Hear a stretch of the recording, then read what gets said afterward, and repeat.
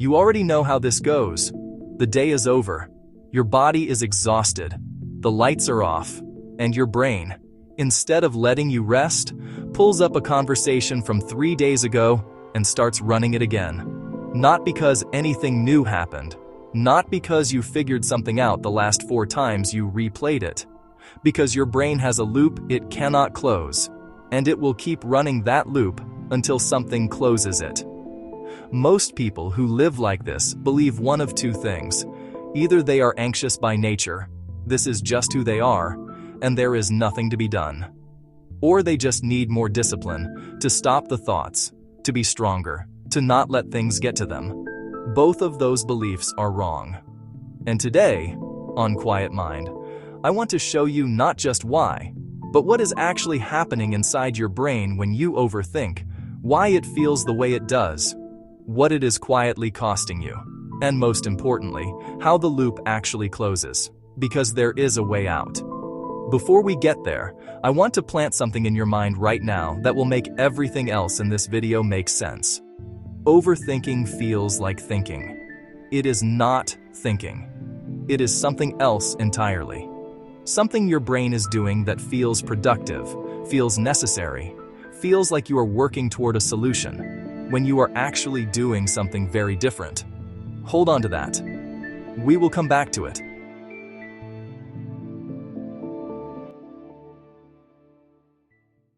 I want you to meet someone. She is 28 years old. She is standing at a coffee shop counter trying to decide what to order.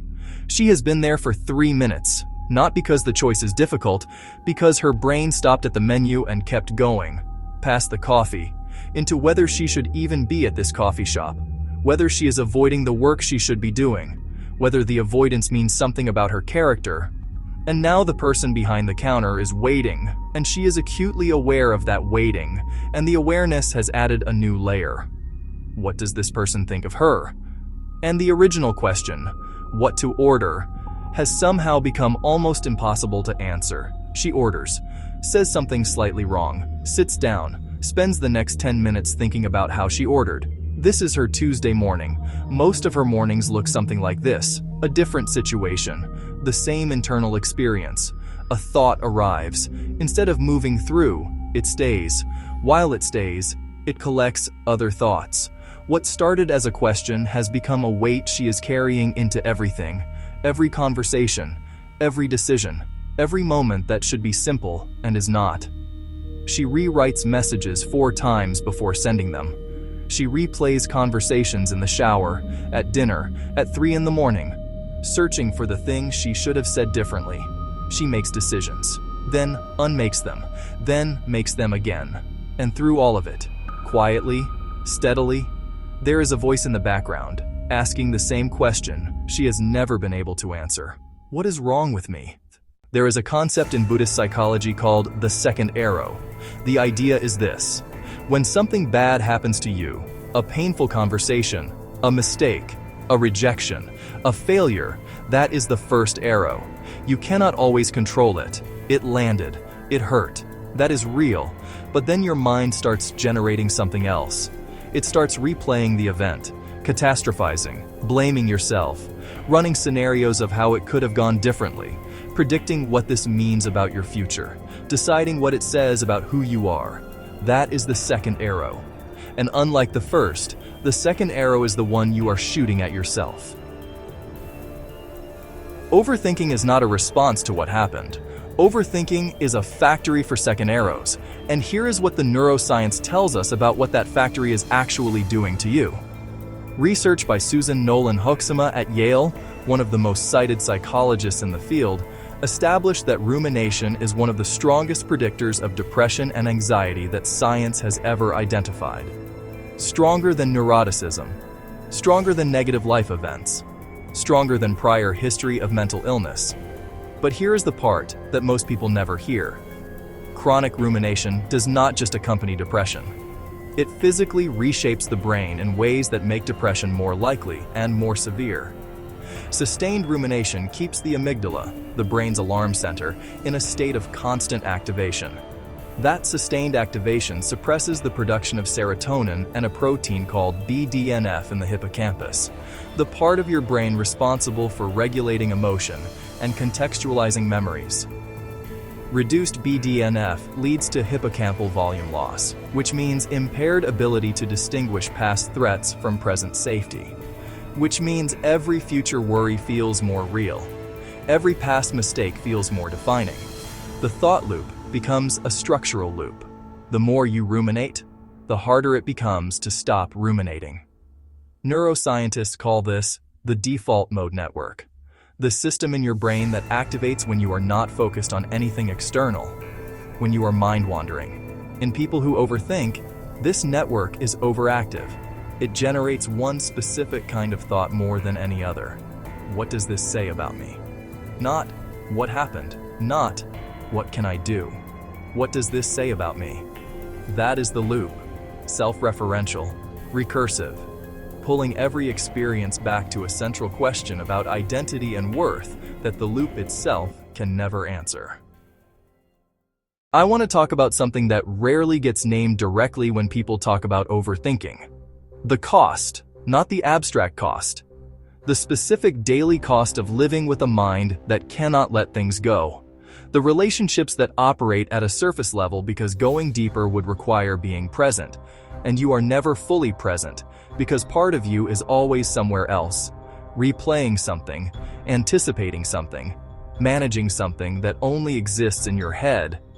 The decisions that never get made, not because you do not know what you want, but because the cost of being wrong has been amplified by a brain that has been running threat assessments on everything for so long that even a small choice feels like it carries the weight of your entire future. The energy. This is the one nobody talks about. The sheer volume of cognitive and emotional energy consumed by a mind that is always running, always processing, always reviewing. Energy that could go toward building something, creating something, connecting with someone, being somewhere fully.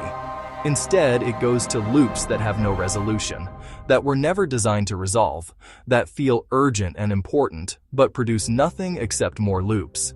And the research is unambiguous on what this sustained state does to the rest of your life. Problem-solving impairment.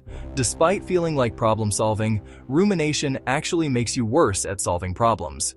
The loop that feels productive is actively reducing your capacity to find solutions. Social withdrawal. Ruminative states predict avoidance of activities and relationships that might interrupt the loop, because part of you knows that genuine connection would require leaving the loop, and the loop will not let go.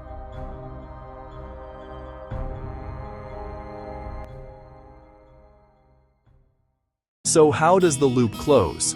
Not through more thinking, not through willpower, not through telling yourself to stop, through something that most people find surprisingly simple when they first hear it, and surprisingly difficult when they first try it. Through completion. Remember the Zeigarnik effect, the psychological principle that open loops demand more mental energy than closed ones. Your brain keeps running the loop because the loop is unfinished. Something about the experience, a meaning unclear, an emotion unexpressed, an action not taken, is keeping it active. And the loop stays open because the brain believes there is still something to do. The first practice is to give the loop a completion point. Not by solving everything perfectly, by finding one genuine endpoint you can actually act from. The email you have been overthinking. Send it. Imperfect. Just sent. The conversation you have been rehearsing. Have it. Imperfect. Just had. The decision you have been running in circles. Make it. Imperfect. Just made. Each time the loop closes, your brain releases the cognitive resources it had allocated to it. The mental space opens, the energy returns. Not because everything is resolved, because the brain received what it was asking for, a point of completion, and can now stop asking. The second practice is learning to distinguish between the thoughts that are trying to complete something and the thoughts that are trying to avoid something. Completing thoughts are specific. What do I actually need to do here? What is the one action that would move this forward? What is the honest feeling underneath this loop? Avoiding thoughts are circular. What if this goes wrong? What if they think badly of me? What if I made the wrong choice? What if I am not enough? Avoiding thoughts feel urgent. They feel like thinking. They are fear, moving at the speed of thought, calling itself analysis. The practice is simple and takes a long time to build. When a loop starts, ask one question. Is this thought trying to complete something, or is it trying to avoid something? If completing, follow it.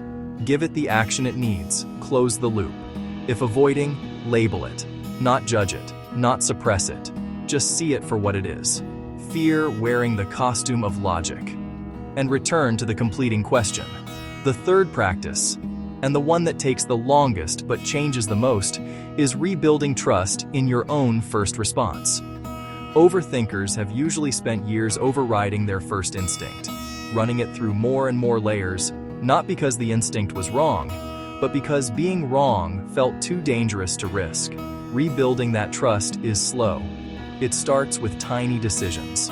The first thing on the menu, the message sent at first draft, the answer given before the second guessing begins. Each time you act on a first response, and it is fine, your brain receives one piece of evidence that says, I can trust this. Each piece of evidence makes the next slightly easier. Not linear, not fast, not without setbacks, but over time, with enough evidence, the default mode network updates its assessment.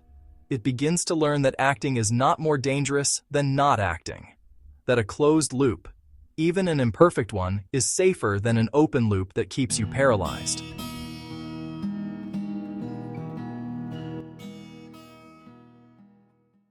I want to go back to the woman in the coffee shop.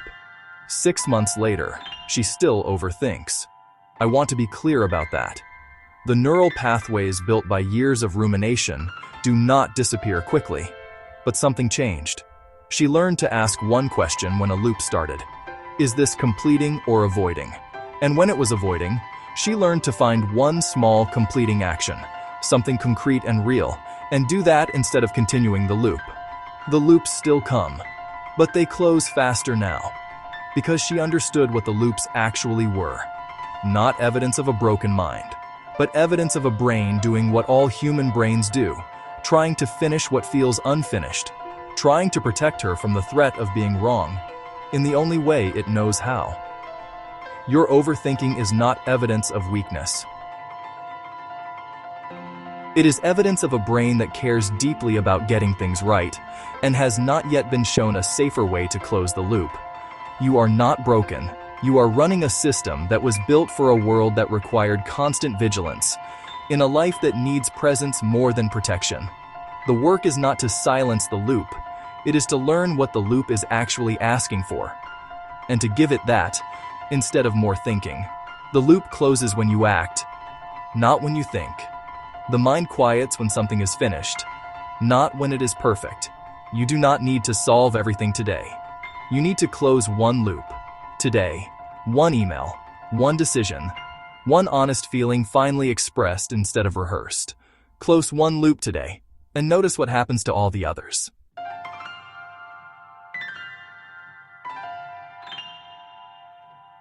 If this video gave you something real, share it with one person who needs to hear it.